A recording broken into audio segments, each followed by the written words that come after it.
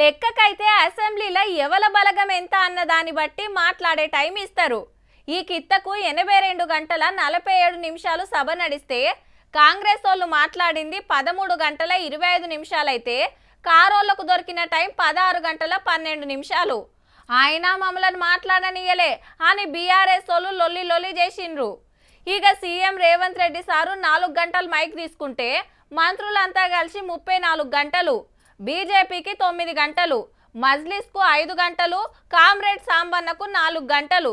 ఇక బిల్లులు ప్రశ్నలు జవాబుల ముచ్చట ఒకటైతే అందరి నజర్ల పడ్డది ఇగో గిది. అవు మంత్రులతోటి బీఆర్ఎస్ ఎమ్మెల్యేలే పక్కకొచ్చి ఊకుంటున్నారు, కావాల్సిన పనులు అడుగుతున్నారు, రావాల్సిన ఇయ్యమంటున్నారు.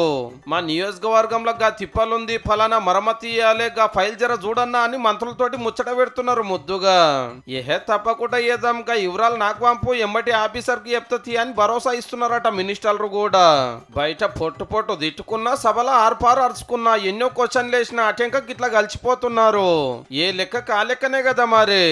బీఆర్ఎస్ఏ కాదు, బీజేపీ మజ్లిస్ ఎమ్మెల్యేలది కూడా ఇదే తోవా. అసెంబ్లీలో అయితే 11 మంత్రులు ఉంటారు కాబట్టి కావాల్సిన వాళ్ళని కలిసి పనులు చేపించుకోవచ్చని ఆపొచ్చానా.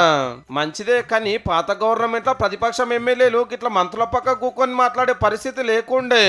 పబ్లిక్ పని మీద అయినా మంత్రుల ఇంటికో ఆఫీస్కో వాళ్ళంటే ఒకటికి 10 మాటలు ఆలోచన చేసేదట ఎమ్మెల్యేలే. ఎందుకంటే ఏరే పార్టీ వాళ్ళు కలిసిరంటే అది కండువా మారుస్తానుకో కార్యకర్తానికో అన్నట్టుండే మరి కథ.